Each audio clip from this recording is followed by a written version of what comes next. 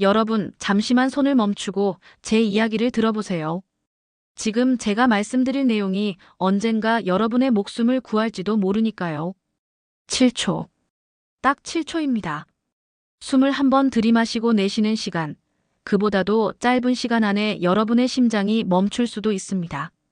상상해보세요. 평소와 다를 바 없던 하루 아침에 일어나서 세수하고 아침밥 먹고 텔레비전 보다가 갑자기 가슴이 쥐어짜듯 아프면서 숨이 막힙니다. 눈앞이 깜깜해지고 온몸에 힘이 빠지면서 그대로 쓰러집니다. 하지만 여기서 놀라운 사실 하나를 말씀드릴게요. 그 7초 전에 여러분의 몸은 이미 경고 신호를 보내고 있었습니다. 작은 신호들, 대부분 사람들이 나이 들어서 그런가 보다, 오늘 좀 피곤한가 보다 하고 넘겨버리는 그 신호들 말입니다.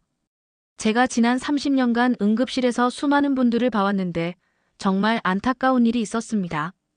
심장마비로 실려온 한 할아버지가 계셨는데 다행히 생명은 구했지만 의식을 잃기 전에 이런 말씀을 하셨어요.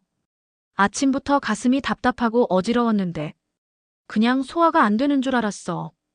그분이 만약 그 신호를 알아차렸더라면, 119에 신고했더라면 지금쯤 건강하게 손자와 함께 공원을 산책하고 계실 겁니다. 오늘 제가 여러분께 알려드릴 내용은 바로 그 신호들입니다. 여러분의 심장이 위험해요. 도와주세요 라고 외치는 목소리를 알아듣는 방법 말이에요. 단 하나라도 놓치지 마세요. 정말 중요한 이야기거든요. 그런데 여러분, 혹시 이런 경험 있으신가요?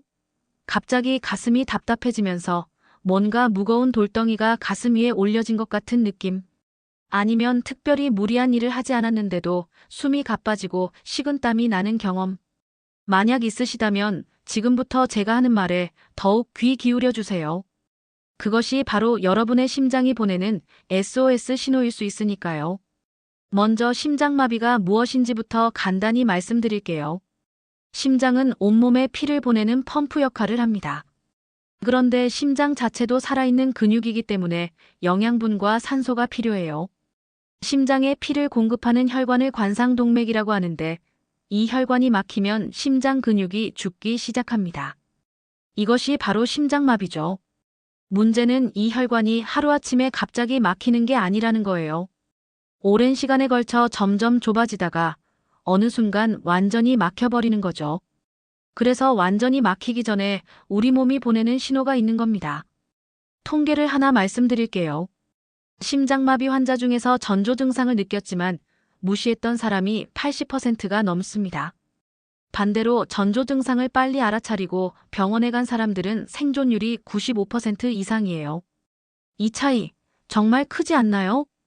그럼 지금부터 본격적으로 여러분이 꼭 알아야 할 전조 증상들을 하나하나 설명해 드릴게요. 첫 번째부터 7번째까지 하나도 빠뜨리지 마시고 끝까지 들어주세요. 가장 먼저 가슴 통증입니다. 가슴이 아프면 심장마비구나 하고 생각하시는 분들이 많은데 실제로는 그렇게 단순하지 않아요. 심장마비 전조 증상으로 나타나는 가슴 통증은 칼로 찌르는 듯한 날카로운 통증이 아니라 마치 코끼리가 가슴 위에 앉아 있는 것 같은 무거운 압박감입니다. 실제 사례를 하나 들려드릴게요. 72세 김할머니께서 어느 날 오후 드라마를 보고 계셨는데 갑자기 가슴 가운데가 답답하고 뭔가 무거운 느낌이 들었어요. 처음에는 점심을 좀 많이 먹었나 하고 생각하셨죠. 하지만 시간이 지날수록 그 답답함은 더 심해졌고 마침내는 누군가 가슴을 꽉 쥐고 있는 것 같은 느낌까지 들었습니다. 다행히 옆에 있던 딸이 이상한 걸 눈치채고 119에 신고했어요. 병원에 도착해서 검사해보니 관상동맥 한 곳이 90% 이상 막혀 있었습니다. 의사 선생님 말씀이 조금만 늦었더라면 정말 위험했을 거라고 하셨어요. 이런 가슴 압박감이 오면 어떻게 하시면 될까요? 일단 절대 참지 마세요. 나이 들면 원래 이런 거야. 조금 쉬면 괜찮아질 거야. 이렇게 생각하지 마시고요. 즉시 편안한 자세로 앉거나 기대어 쉬세요. 그리고 가족이나 주변 사람에게 알리고 119에 신고하는 게 가장 중요합니다. 두 번째는 숨가쁨입니다. 계단을 오르지도 않았는데 무거운 짐을 들지도 않았는데 갑자기 숨이 차고 답답한 느낌이 든다면 주의하셔야 해요. 특히 평소보다 훨씬 빨리 숨이 가빠진다거나 누워있을 때도 숨쉬기 힘들어진다면 더욱 그렇습니다. 78세 박할아버지 이야기를 들려드릴게요. 평소 산책을 즐기시던 분인데 어느 날부터 조금만 걸어도 숨이 가빠지기 시작했어요. 나이가 드니까 체력이 떨어지나 보다 하고 생각하시고 운동량을 줄이셨죠. 하지만 며칠 후에는 집안에서 걸어 다닐 때도 숨이 차고 심지어 잠자리에 누워서도 숨쉬기가 힘들어졌습니다. 결국 가족들이 병원에 모시고 갔는데 심장 기능이 많이 떨어져 있었어요. 심장이 제대로 펌프 역할을 하지 못해서 온몸에 산소가 부족해진 상태였던 거죠. 다행히 빨리 발견해서 치료받고 지금은 건강하게 지내고 계시지만 조금 더 늦었더라면 어떻게 됐을지 모릅니다. 세 번째, 식은땀입니다. 더위나 운동으로 인한 땀이 아니라 갑자기 이유 없이 온몸에서 차가운 땀이 나는 증상이에요. 특히 이마나 등, 겨드랑이에서 식은땀이 줄줄 날 때는 정말 주의하셔야 합니다. 지금까지 3가지 전조 증상을 말씀드렸는데 혹시 나도 그런 적 있었는데 하는 생각이 드시나요? 그렇다면 정말 다행입니다. 지금이라도 알게 되었으니까요. 앞으로 4가지 더 말씀드릴 테니까 계속해서 집중해서 들어주세요. 네 번째는 어지럼증입니다. 많은 분들이 나이 들면 어지러운 게 당연하지 하고 생각하시는데 심장마비 전조 증상으로 나타나는 어지럼증은 조금 달라요. 갑자기 휘청거리면서 쓰러질 것 같은 느낌이 들거나 눈앞이 깜깜해지면서 의식을 잃을 것 같은 느낌이 드는 거죠. 69세 최할머니께서 경험하신 일인데요. 평소와 다름없이 시장에서 장을 보고 계셨는데 갑자기 주위가 뱅글뱅글 돌면서 서 있을 수가 없었다고 해요. 처음에는 혈압이 좀 높나 보다 하고 생각하고 잠시 앉아서 쉬셨죠. 하지만 집에 돌아온 후에도 계속 어지럽고 심지어 구토까지 나오기 시작했습니다. 다음날 병원에 가서 검사해보니 심장으로 가는 혈관 여러 곳이 좁아져 있었어요. 심장이 제대로 된 피를 뇌로 보내지 못해서 어지럼증이 생긴 거였습니다. 만약 그날 그냥 집에서 쉬기만 했다면 어떻게 됐을지. 5번째는 구토나 메스꺼움입니다. 체한 건가? 뭔가 잘못 먹었나? 하고 생각하기 쉬운 증상이에요. 하지만 심장마비 전조 증상으로 나타나는 구토는 좀 특별합니다. 특별히 잘못 먹은 것도 없는데 갑자기 속이 울렁거리고 토할 것 같은 느낌이 들어요. 그리고 이런 증상이 다른 증상들과 함께 나타나는 경우가 많습니다. 실제로 65세 이 할아버지께서는 새벽에 갑자기 속이 울렁거리면서 토하기 시작했어요. 밤에 뭘 잘못 먹었나? 하고 생각하면서 화장실에 가셨는데 토하는 도중에 갑자기 가슴이 답답해지고 식은땀이 나기 시작했습니다. 다행히 옆에서 자고 있던 할머니가 이상한 걸 눈치채고 바로 119에 신고했어요. 병원에 도착해서 보니 심장마비 초기 단계였습니다. 의사 선생님 말씀이 심장에 문제가 생기면 자율신경계가 영향을 받아서 구토나 메스꺼움이 나타날 수 있다고 하시더군요.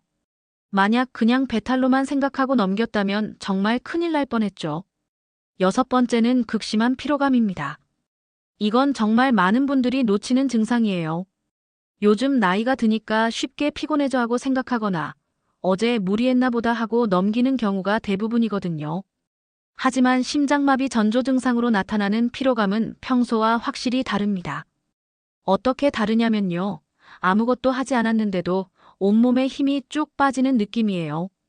마치 감기 몸살이 심하게 났을 때처럼 온몸이 무겁고 힘들어집니다. 그리고 충분히 쉬어도 좀처럼 회복이 안 되는 특징이 있어요. 74세 조할머니께서 경험하신 일인데요.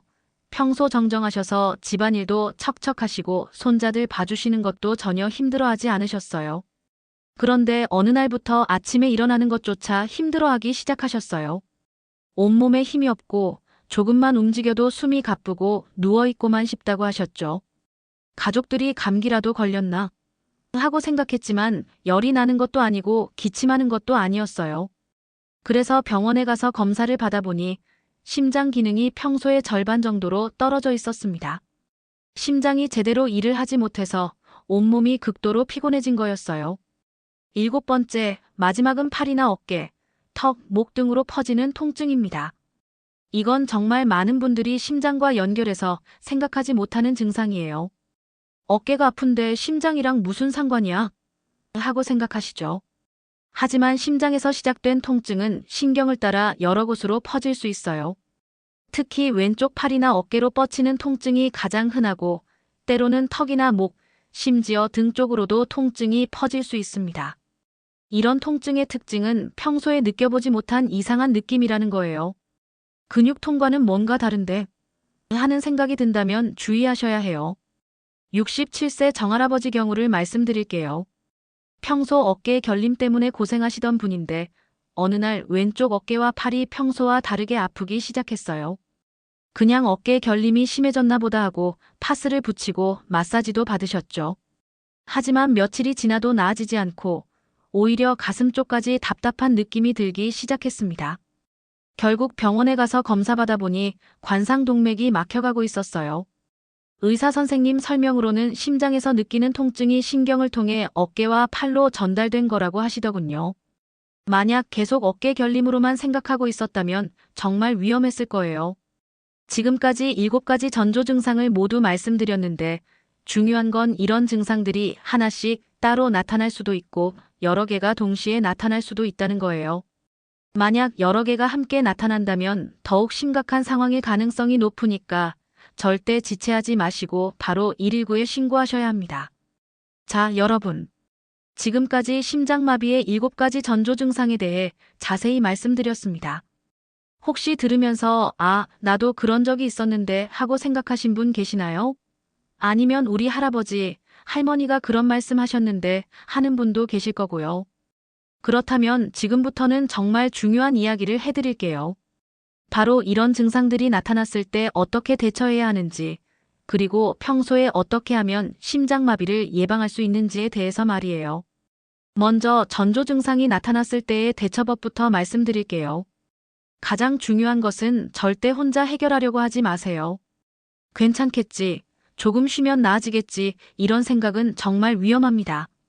실제로 심장마비로 돌아가신 분들 중 상당수가 초기 증상을 느꼈지만 참다가 골든타임을 놓친 경우가 많아요.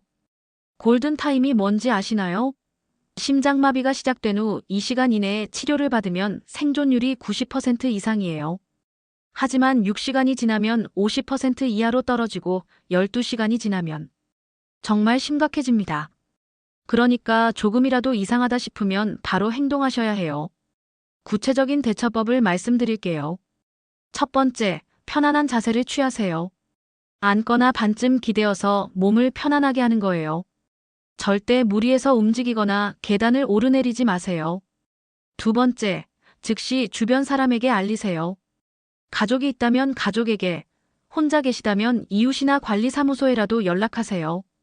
세 번째, 119에 신고하세요. 이때 중요한 건 정확하게 상황을 설명하는 거예요. 가슴이 아프고 숨이 가빠요.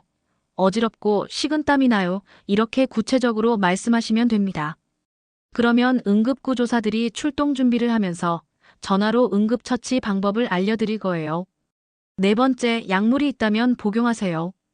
평소 심장약을 드시던 분이라면 니트로글리세린 같은 응급약을 복용하시고 아스피린이 있다면 씹어서 드세요. 아스피린은 혈관 속 피가 굳는 걸 막아주거든요. 하지만 무작정 드시면 안 되고 119 신고할 때 응급구조사에게 물어보고 드시는 게 좋습니다. 다섯 번째, 구급차가 올 때까지 차분하게 기다리세요. 불안하고 초조한 마음은 이해하지만 심장에 더 부담을 주지 않도록 깊게 숨 쉬시면서 마음을 진정시키려고 노력하세요. 가족이나 주변 사람이 있다면 손을 잡아주거나 등을 토닥여주는 것만으로도 큰 도움이 됩니다. 그런데 여러분, 혹시 이런 경험 있으신가요? 가슴이 아픈데 병원 가기 귀찮아서 또는 가족들한테 걱정 끼치기 싫어서 그냥 참았던 적 말이에요. 정말 많은 분들이 그러시는데 이건 정말 위험한 생각입니다. 실제로 저희 병원에 오신 한 할아버지께서 이런 말씀을 하셨어요. 새벽 2시에 가슴이 아팠는데 아들 깨우기 미안해서 아침까지 기다렸다가 왔어요. 다행히 큰 문제 없이 치료받으셨지만 만약 그 몇 시간 동안 더 심각해졌다면 생각만 해도 아찔합니다. 가족 여러분들께도 말씀드리고 싶어요. 부모님이 괜찮다, 별거 아니다 이렇게 말씀하셔도 평소와 다른 모습을 보이신다면 꼭 병원에 모시고 가세요. 자녀로서 할 수 있는 가장 큰 효도가 바로 부모님의 건강을 지키는 거잖아요. 이제 평소 예방법에 대해서 말씀드릴게요. 물론 나이가 들면서 혈관이 약해지는 건 자연스러운 일이지만 그래도 우리가 할 수 있는 일들이 있어요. 첫 번째는 정기적인 건강검진입니다. 특히 60세 이후에는 1년에 한 번씩은 꼭 심혈관 검사를 받으셔야 해요. 혈압, 콜레스테롤 수치, 심전도 검사 같은 기본적인 검사만으로도 많은 것을 알 수 있거든요. 나는 괜찮다고 생각하지 마시고 예방 차원에서 꼭 받으시길 바라요. 두 번째는 꾸준한 운동입니다.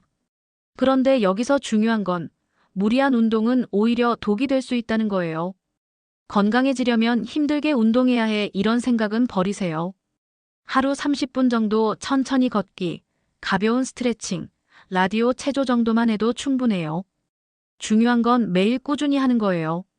실제로 80세 김할머니께서 매일 아파트 단지를 한 바퀴씩 도시는데 5년째 계속하고 계세요. 처음에는 숨이 가빠서 중간중간 쉬어가면서 걸으셨는데 지금은 손자와 함께 뛸 수도 있으실 정도로 건강해지셨어요.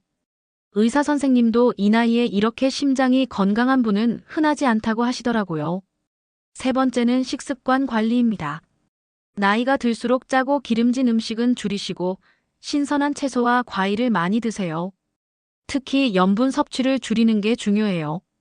국물 요리도 좋지만 건더기 위주로 드시고 김치나 젓갈류도 조금씩만 드시는 게 좋습니다.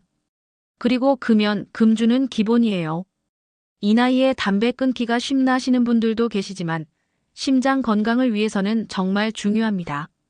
담배는 혈관을 수축시키고 혈액순환을 방해하거든요. 술도 적당히는 괜찮다고 하지만 매일 드시는 건 좋지 않아요. 네 번째는 스트레스 관리입니다. 나이가 들면서 건강 걱정, 경제적 걱정, 가족 걱정 등등 스트레스 받을 일이 많아지죠. 하지만 스트레스는 혈압을 올리고 심장에 부담을 줍니다. 가능하면 마음을 편하게 가지시고 좋아하는 취미 활동이나 친구들과의 만남을 통해 스트레스를 풀어보세요. 다섯 번째는 충분한 수면입니다. 하루 7에서 8시간 정도는 주무시는 게 좋아요. 수면이 부족하면 스트레스 호르몬이 증가하고 이게 심장에 무리를 줄 수 있거든요. 나이 들면 잠이 안 온다고 하시는 분들도 많은데 그래도 최대한 규칙적인 생활 리듬을 유지하시려고 노력해보세요. 여섯 번째는 약물 관리입니다. 고혈압약, 당뇨약, 콜레스테롤약 등을 드시고 계신 분들은 꼭 빠뜨리지 마시고 드세요. 오늘 하루쯤은 괜찮겠지 하는 마음으로 약을 거르시면 안 돼요. 그리고 약을 드시면서 부작용이 있거나 몸에 이상이 있다면 혼자 판단하지 마시고 꼭 의사 선생님과 상담하세요.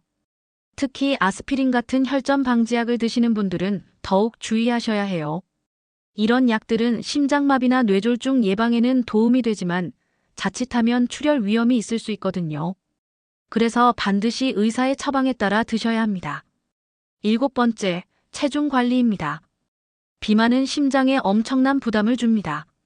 심장이 온몸에 피를 보내야 하는데 몸무게가 많이 나가면 그만큼 더 열심히 일해야 하거든요. 하루아침에 살을 빼기는 어렵지만 조금씩이라도 줄여나가시는 게 좋아요. 그런데 여기서 주의하실 점이 있어요. 무리한 다이어트는 오히려 심장에 독이 될 수 있어요. 갑자기 음식을 굶는다거나 무리한 운동을 한다거나 하면 안 됩니다. 천천히, 꾸준히가 답이에요. 마지막으로 가장 중요한 것을 말씀드릴게요.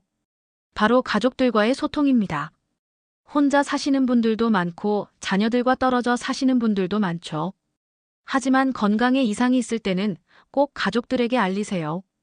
걱정 끼치고 싶지 않아서 숨기시는 분들이 많은데 이건 정말 위험한 생각입니다. 실제로 혼자 사시던 75세 할머니께서 심장마비 전조 증상이 있었는데 며칠 동안 혼자 참고 계셨어요. 다행히 일주일에 한 번씩 안부 전화를 드리던 딸이 목소리가 이상한 걸 눈치채고 달려가서 병원에 모실 수 있었죠. 만약 그 전화가 없었다면 정말 끔찍한 일이 벌어질 뻔했어요. 그래서 가족 여러분들께도 부탁드려요. 부모님과 자주 연락하세요. 멀리 떨어져 계시더라도 하루 한 번씩은 안부 전화를 드리고 가능하면 자주 찾아뵙고요. 부모님의 작은 변화도 놓치지 마세요. 요즘 목소리가 힘이 없네. 평소보다 말수가 줄었네. 잘 안 드시네 이런 작은 변화들이 건강 이상의 신호일 수 있거든요. 그리고 응급 상황에 대비해서 미리 준비해 두시는 것도 중요해요. 119 번호는 기본이고 평소 다니시는 병원 응급실 번호도 휴대폰에 저장해 두세요. 그리고 복용하시는 약 목록, 알레르기가 있는 약물, 과거 병력 등을 정리해서 지갑이나 휴대폰에 보관해 두시면 응급 상황에서 의료진이 더 빠르고 정확하게 치료할 수 있어요. 또 하나 중요한 것은 정기적으로 심폐소생술 교육을 받아두시는 거예요. 특히 가족 중에 심장질환 위험이 높은 분이 계시다면 더욱 그렇습니다. 요즘은 보건소나 적십자사에서 무료로 교육해주는 곳도 많으니까 꼭 한번 받아보세요. 심폐소생술이 뭔지 간단히 설명드릴게요. 심장이 멈췄을 때 손으로 가슴을 눌러서 강제로 혈액순환을 시켜주는 거예요. 완벽하게 못해도 괜찮아요. 아무것도 안 하는 것보다는 서툴게라도 하는 게 훨씬 낫거든요. 실제로 가족의 심폐소생술로 목숨을 구한 사례들이 정말 많아요. 지금까지 정말 많은 내용을 말씀드렸는데 마지막으로 가장 중요한 한 가지만 기억해 주세요. 바로 의심스러우면 즉시 행동하라는 겁니다. 별거 아닐 거야. 조금 쉬면 괜찮아질 거야. 이런 생각은 정말 위험해요. 의심스러우면 119에 신고하고 병원에 가서 검사 받아보세요. 혹시 괜히 호들갑 떨었네 하는 결과가 나와도 전혀 부끄러워할 일이 아니에요. 오히려 잘한 거죠. 건강한 게 확인됐으니까 얼마나 다행인가요? 반대로 별거 아니겠지 하고 넘겼다가 큰일 나는 것보다는 1000배, 10,000배 나은 선택이에요. 그리고 이 내용을 혼자만 알고 계시지 마시고 가족들, 친구들, 이웃들에게도 꼭 알려주세요. 특히 같은 또래분들에게는 더욱 중요한 정보가 될 거예요. 여러분이 전해주는 이 작은 지식 하나가 누군가의 소중한 생명을 구할 수도 있거든요. 마지막으로 한 가지 더 말씀드리고 싶은 건 너무 겁내지는 마세요. 물론 심장마비는 무서운 병이지만 요즘은 의료기술이 많이 발달했어요. 조기에 발견해서 적절한 치료를 받으면 충분히 극복할 수 있는 병이에요. 실제로 심장마비를 겪고도 건강하게 오래 사시는 분들이 정말 많거든요. 중요한 건 포기하지 않는 마음가짐이에요. 나이가 많으니까 어쩔 수 없어가 아니라 아직 할 일이 많으니까 건강 잘 챙겨야지. 이런 마음으로 살아가시길 바라요. 손자, 손녀들이 자라는 모습도 봐야 하고 함께 여행도 가고 맛있는 음식도 먹고 앞으로 즐거운 일들이 얼마나 많이 기다리고 있는데요. 오늘 제가 말씀드린 내용들 중에서 가장 중요한 것들을 다시 한번 정리해 드릴게요. 전조 증상 7가지 가슴 압박감, 숨가쁨, 식은땀, 어지럼증, 구토나 메스꺼움, 극심한 피로감, 그리고 팔이나 어깨로 퍼지는 통증. 이 중에서 하나라도 평소와 다르게 느껴지면 주의하세요. 대처법은 편안한 자세, 주변에 알리기, 119 신고, 응급약 복용, 차분하게 기다리기. 절대 혼자 해결하려고 하지 마세요. 예방법 정기검진, 적당한 운동, 건강한 식습관, 금연금주, 스트레스 관리, 충분한 수면, 약물 관리, 체중 관리, 그리고 가족과의 소통. 가장 중요한 것은 의심스러우면 즉시 행동하기. 별거 아니겠지는 금물이에요. 여러분, 건강은 돈으로도 살 수 없는 가장 소중한 자산이에요. 아무리 많은 재산이 있어도 건강하지 못하면 아무 소용 없잖아요. 그러니까 오늘부터라도 여러분의 몸이 보내는 작은 신호들에 귀 기울이시고 소중한 건강 잘 지켜나가시길 바라요. 그리고 혹시 주변에 이런 증상으로 고생하시는 분이 계시다면 오늘 들은 내용을 꼭 알려주세요. 여러분의 작은 관심과 지식이 누군가의 생명을 구하는 기적을 만들어낼 수도 있어요. 건강한 하루하루 보내시고 사랑하는 가족들과 오래오래 행복하게 지내시길 진심으로 바라겠습니다. 감사합니다.